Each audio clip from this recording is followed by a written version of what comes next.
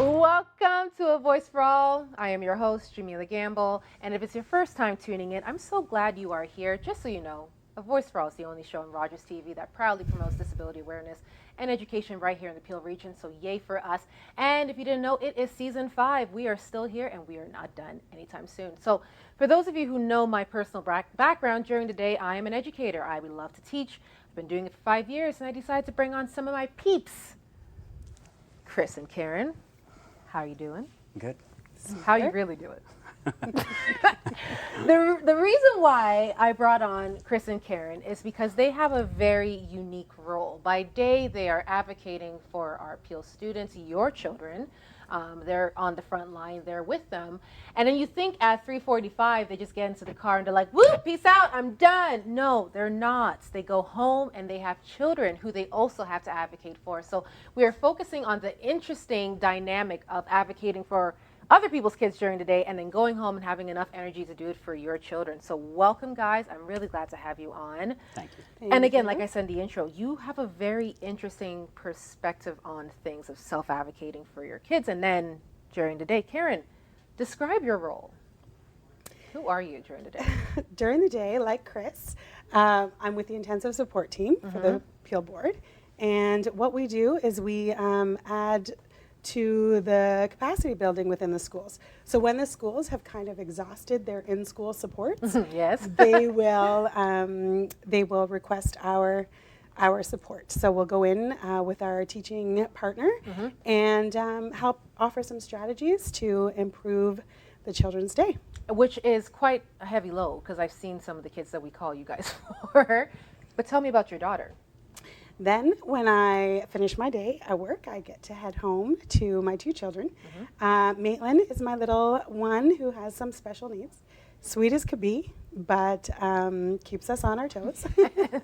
And in addition to her, we have a typical 15-year-old son who is amazing and a little moody every day. Yeah, Yes. and now a service dog. Yes, we also have a wonderful autism assistance guide dog for little Maitland who's been with our family since November. I've been watching him. He's amazing. Chris, during the day, you're teaching, you are out there as well. Yeah. And then you come home and you are a dad. Yes. How? It's How? it's some days it's a lot more stressful than others. I have 3 kids, and my youngest is adopted. And when we adopted her 3 years ago, over the process of the past 3 years, we've discovered she has reactive attachment disorder. She was diagnosed with FAS, diagnosed with ASD, a whole range of things. So it's a struggle at work when I have a rough day with, kids who are maybe, having a rough time during the day, then to go home. And if my daughter's having a rough night, it's a little bit more difficult. But I have my wife that, I rely on, and we help each other and help each other relax and make sure we each take our own space if we need to, so that we can deal with the children, in a more positive way. So I'll throw this question out and you two could fight over who wants to answer it first. How do you turn off one hat from the other? Like, how do you come in and I'm no longer mom, I'm a teacher, I'm no longer dad, I'm doing this.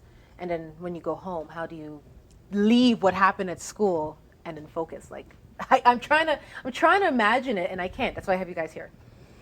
I think I just figure that is one piece of the pie during the day, and then when I am on my way home after the bells ring and making our way back home is just ready for phase 2 of the day. And like Chris just alluded to, the relationship with your spouse is so, in our case, in my situation with my husband Murray, it's makes my time at home with our busy lifestyle a whole lot easier and a whole lot better. And we really focus on trying to keep ourselves happy. And I figure that if we can keep the kids happy and ourselves happy, then we can, get through it day by day. And Chris, how do you switch on and off? Some days it's easy, and I find when I'm at work, it's a lot easier for me. I go in, I know what I'm doing. I feel comfortable, and when I get home, trying to use the same skills that I use at work, I find that it's a lot more difficult. So that's when I have to just, I go out, my wife and I go to a gym, so we'll, take turns going to the gym. We have respite care who come give us that break just for her and I to go out and do something so on our important. own. Yeah. Well, you kind of answered my next question. I was going to say, like, do you find you're using the same strategies? Not always. Not always. Yeah, It's not that easy. no, Yeah. it's not as easy. I think as, you think I'm a child and youth worker, I go in, I give these strategies to schools, I work with kids and help them, and then I should be able to apply those same strategies. But not always, because when you're dealing every night at home, it's a very different situation. So, yeah. I do find that our experience at home does come into the job a lot for me. Just in that I try to keep things in perspective and realize, you know what, our job primarily is to try and help kids have a happy day, and the adults that are serving them throughout the day as well, right? To keep everybody feeling positive and good. And I just think that having our Maitland and our experience with her at home, bringing that into the school to realize, you know what, like, let's take some of the pressure off the expectations of the parents and of us to try and make their day fit how we sometimes assume it should in the school day, and realize that people are people, and with the children we just need to be flexible in our perspective and It's try to definitely, get through the day happily. it's definitely helped me a lot in meetings with frustrated parents. I'm sure you could identify. And being able to identify with them, understand where they're coming from. And Empathy, these aren't empathy parents is who are such a child big and youth thing. workers. These aren't parents who are, work with children like this every day. So, I try to picture, I'm like, I've gone to school for this. Yes. And I have difficulty dealing with the school system sometimes for my daughter. So I can't imagine for a parent who doesn't have the same skill set for what they're dealing with. So then I'm able to put myself in their perspective, and it helps a lot. And Karen used the word expectation. Now, people might be watching, and maybe they have a higher expectation of you guys now, because during the day, you're educators, and we expect that you guys should be always on points. Like you guys are pros. You're doing this at home, you're doing this at school. How do you help people understand what your roles are separately? I'm a parent and I'm an educator. We have about 5 minutes left. How do we help them? Better understand your roles, because I think some people might have a higher, like, oh, well then, you got this, I think for both of us, probably at home we're parents, and that's our number one priority is being parents. And going into the schools, we're educators, we're child and youth workers, and we're there to help the child get through the school day and to hopefully leave every day happy and having learned something.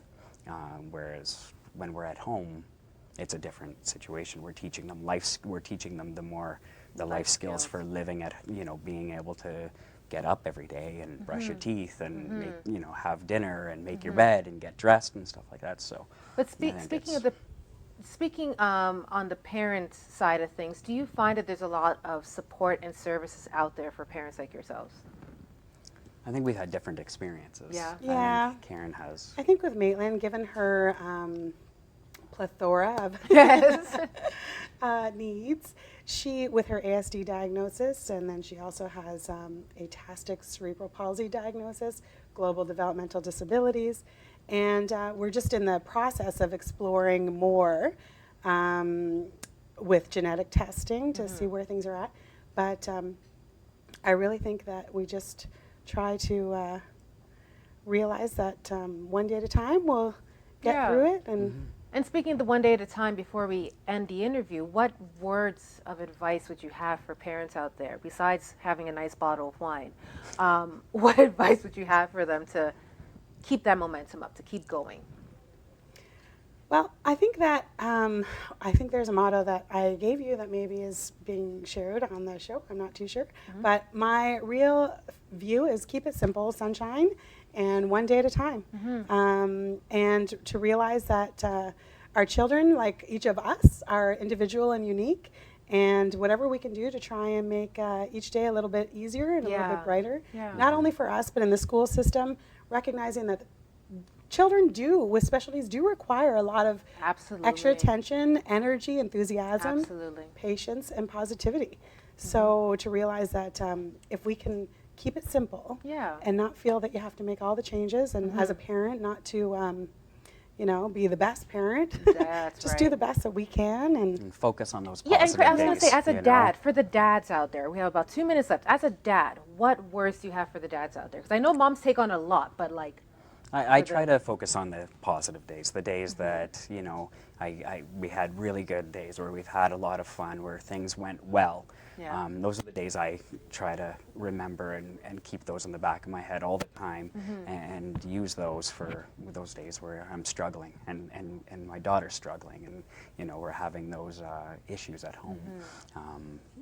Just making sure you always focus on the positive and understand that it does get better, and you know, Yeah. things will be better. well, focusing on the positive, I applaud the two of you, you know, to be juggling both roles and doing so well at it. You know, even if things may be rough days, no one could see that, you know, and as being educators during the day, we applaud you on A Voice for All for helping Peel students. And I hope for you viewers out there, you will have a much better perspective of some of our teaching assistants in our community. Understand that their job is really not easy during the day. When they teach during the day, when they go home, they have families they have to take care of, they have responsibilities. So we really should be paying more attention and celebrating not only parents, but the educators during the day who are also parents to your kids out there. So A Voice for All is not done just yet. We have one more interview after this. I'm going to tell you what this bracelet represents. Thank you, Karen and Chris, for being on A Voice for All. Thank you, Peel teaching assistants, and thank you, parents who are, you know, sticking their heads up high, maintaining that strength and that confidence. I know every day is not easy for you, but keep it going, and look at these two parents here as a source of inspiration for you when the going gets tough. Stay tuned after the break.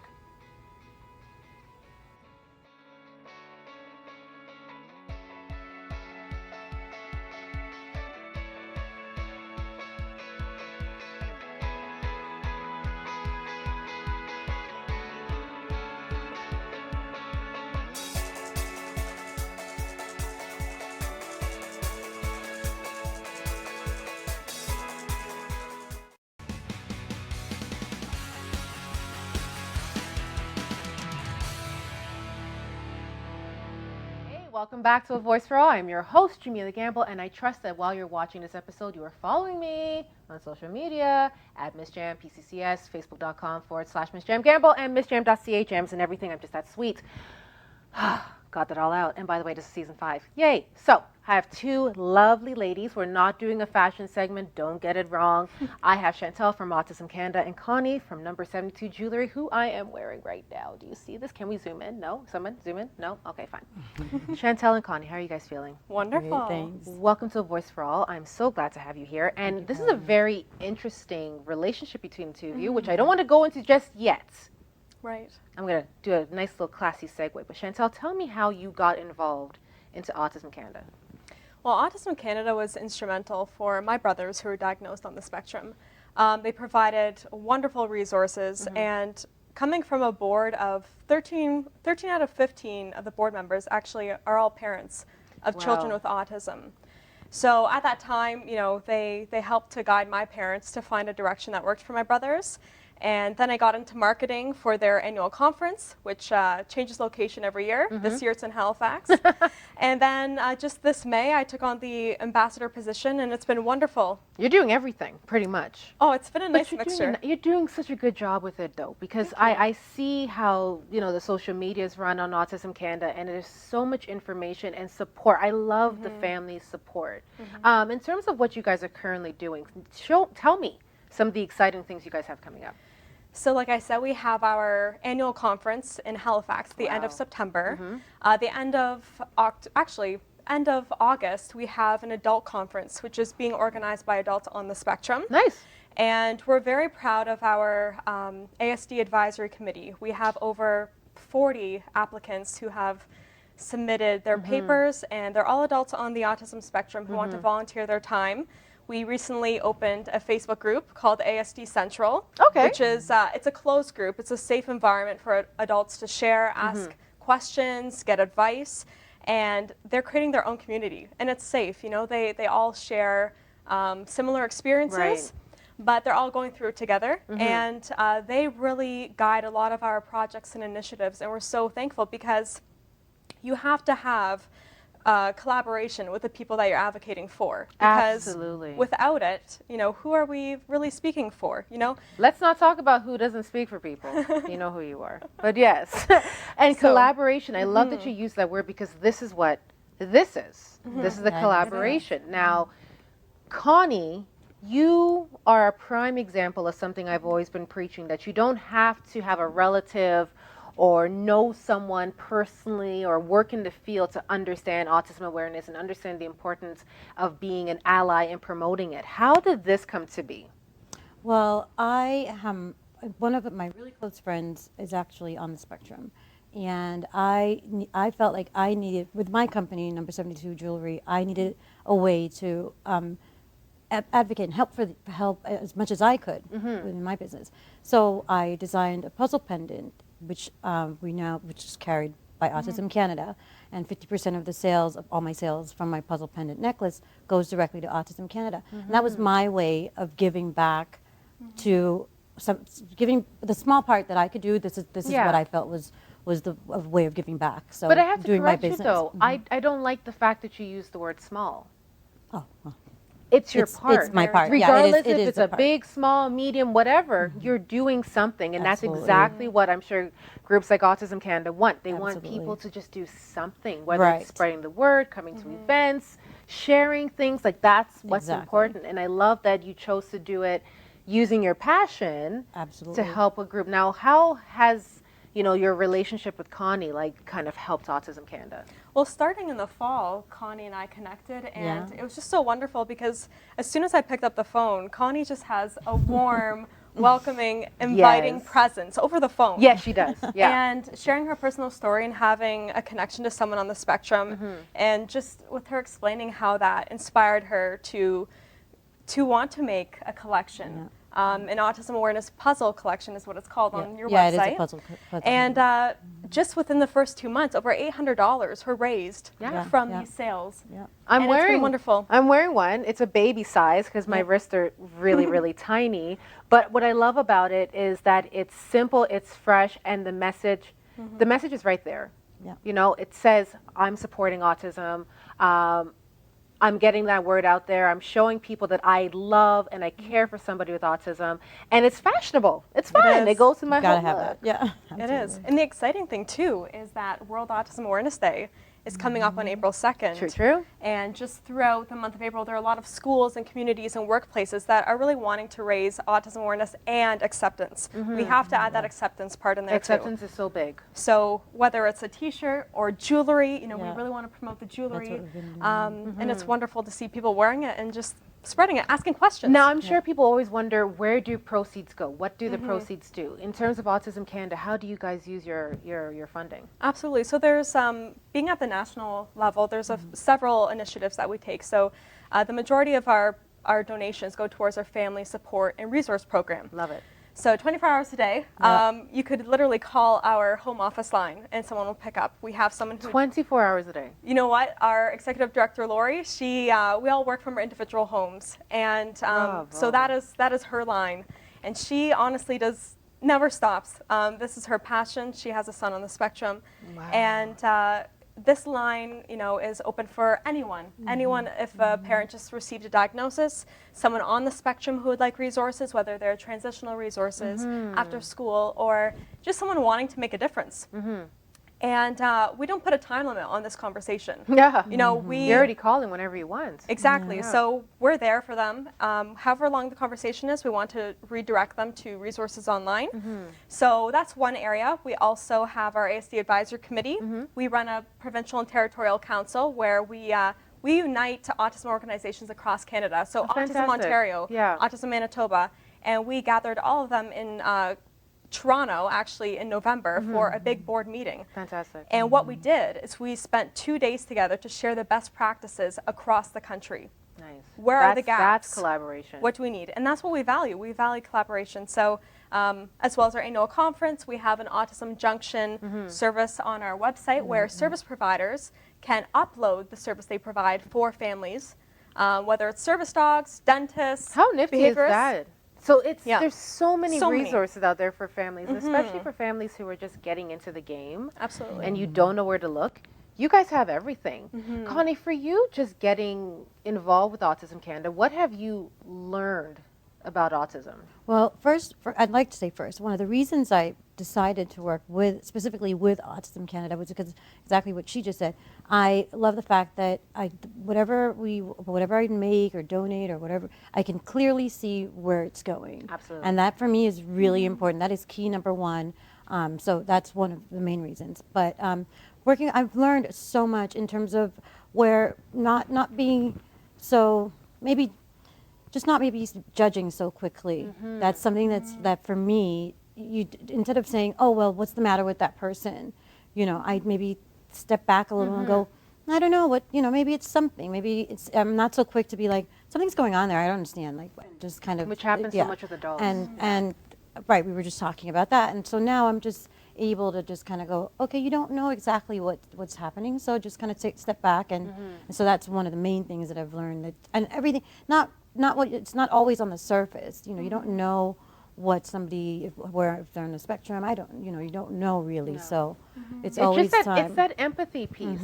And I think with what you guys do with Autism Canada, whether you have a relative or you're just seeking information, the word empathy is across the board. Absolutely. It's helping people understand and go, okay. And we spoke about this before we even came on the camera, that we understand children and we want to help children, but when those children grow up as adults, we're like, how do we help those adults?